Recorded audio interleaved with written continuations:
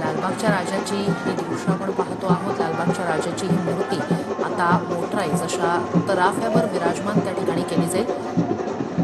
लालबागच्या राजाला निरोप देताना एकीकडे जड अंतःकरण झालेलं असतं, मात्र त्यासोबतच हे सगळे गणेश भक्त जे आहेत, जे समुद्रात उतरलेले आहेत, ते हात जोडत बाप्पाला पुढच्या वर्षी लवकर या असं साकडं घालतात। गणपती बाप्पा मोरया, मंगलमूर्ती मोरया, पुढच्या वर्षी लवकर या असं साकडं हे सगळेच गणेश भक्त या ठिकाणी घालताना आपण पाहतोय। मोटराईज तराफा यावर्षी विशेष करून लालबागच्या राजाच्या विसर्जनासाठी खास तयार करून घेण्यात आला।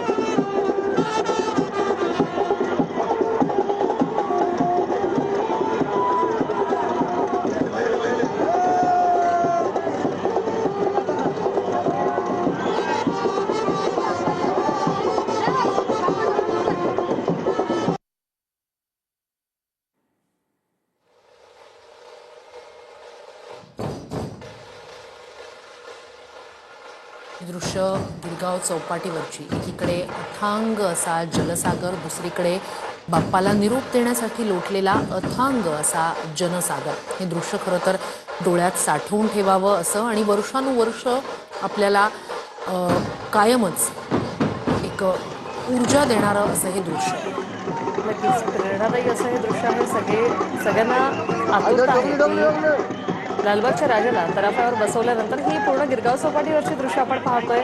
लालबागच्या राजासोबतच अनेक वेगवेगळ्या रूपातल्या गणेश मूर्ती देखील या ठिकाणी दाखल झालेल्या आहेत। वेगवेगळ्या मंडळांच्या मूर्ती ज्या आहेत त्या या ठिकाणी पोहोचल्या।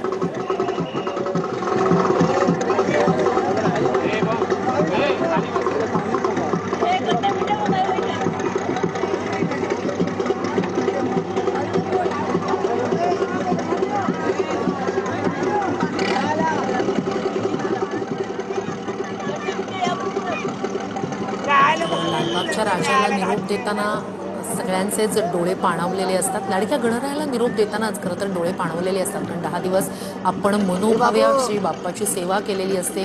बाप्पासाठीचे वेगवेगळे नैवेद्य असतील किंवा ज्या प्रकारे आपल्याला शक्य होईल त्या प्रकारे प्रत्येक भक्तगण बाप्पाची सेवा करत असतो, त्याच्या आराधनेत तल्लीन झालेला असतो। मात्र मग अशा वेळेला 10 दिवस आपण ज्याचा पाहुणचार करतो त्या लाडक्या बाप्पाला निरोप देण्याची वेळ येते, तेव्हा मात्र आपल्या सगळ्यांचेच डोळे पाणावतात। नक्कीच अगदी ती जी म्हण आहे तसंच आहे, रिकामं झालं घर रिकामा झाला मखर, पुढील वर्षी येण्यासाठी निघाला माझा लंबोदर। या लंबोदराची वाट पाहण्यात एक वेगळं सुख असतं, मात्र लंबोदराला निरोप देताना मात्र तेवढंच दुःख सर्वांच्याच मनात असतं। गिरगाव सपाटीवरची ही दृश्य आपण पाहतोय। मनोभावे आपल्या बाप्पाला एक शेवटचा नमस्कार जो आहे तो या सर्व भक्तांकडून केला जातोय।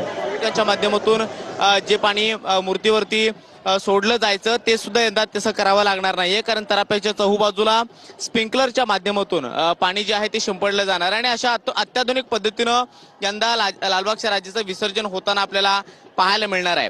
चौपाटीवरची अशी हजारोंच्या संख्येनं ही जमलेली जी काही गर्दी आहे ती पाहता यंदाचं विसर्जन जे आहे ते लालबागच्या राजाचं खास आहे, कारण यंदा तराफा सुद्धा अत्याधुनिक पद्धतीने बनवण्यात आलेला आहे। शिवाय दुसरी जी काही ट्रॉली होती जी लालबागच्या राजाची विसर्जन मिरवणुकीमध्ये वापरण्यात आलेली होती, ती ट्रॉली सुद्धा मोटराइज्ड अशा पद्धतीनं बनवण्यात आलेली होती, जेणेकरून ती ओढताना किंवा खेचताना फार त्यांचे कष्ट जे आहेत ते मंडळातील कार्यकर्त्यांना पदाधिकाऱ्यांना घ्यावे लागू नयेत। आणि यंदा अशा सगळ्याच पद्धतीनं अत्याधुनिकीकरण जे आहे त्या लालबागच्या राजा सार्वजनिक गणेशोत्सव मंडळानं केल्याचं पाहायला मिळतं आहे।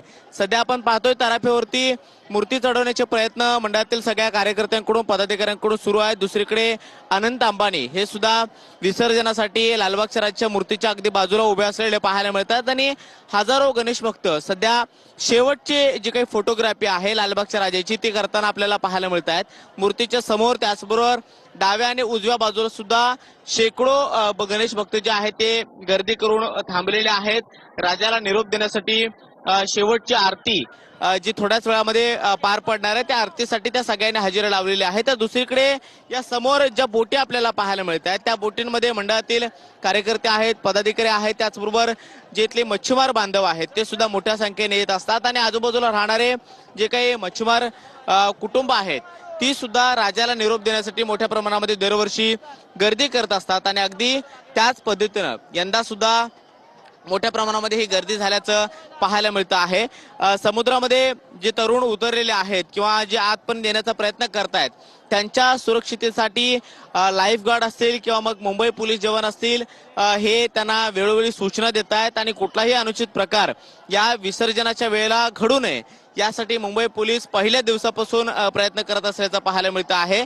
गिरगाव चौपाटीवरती अनंत चतुर्दशीच्या दिवशी सार्वजनिक गणेशोत्सवांचं गणेशोत्सव मंडळाचे जे काही गणपती आहेत त्यांचं विसर्जन होण्याचं प्रमाण हे अधिक असतं. अगदी हजारोंच्या संख्येमध्ये या सगळ्या मूर्त्या या समुद्रामध्ये विसर्जित केल्या जातात आणि त्याच पद्धतीची होणारी गर्दी पाहता दरवर्षी मुंबई पोलीस कंबर कसून या सगळ्यावरती गर्दीवरती नियंत्रण ठेवणं त्याचबरोबर कुठलाही अनुचित प्रकार घडणार नाही याची खबरदारी घेण्यासाठी सदैव तत्पर असतात आणि यंदा सुद्धा आपण पाहतोय लालबागच्या राजाला शेवटचा निरोप जो आहे तो दिला जातो आहे. मात्र यावेळेला विसर्जनासाठी जी काही तयारी मंडळाच्या वतीने करण्यात आलेली आहे ती खास आहे, विशेष आहे आणि म्हणूनच हजारोंच्या संख्येनं जमलेल्या भाविकांना आता शेवटची आरती जी आहे ती थोड्याच वेळामध्ये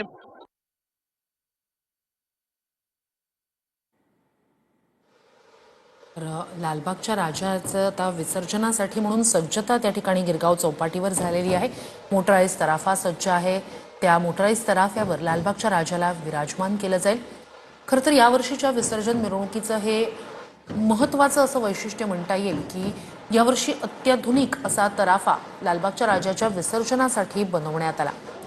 परंपरा, भक्ती आणि तंत्रज्ञान यांचा असा हा मोटराईज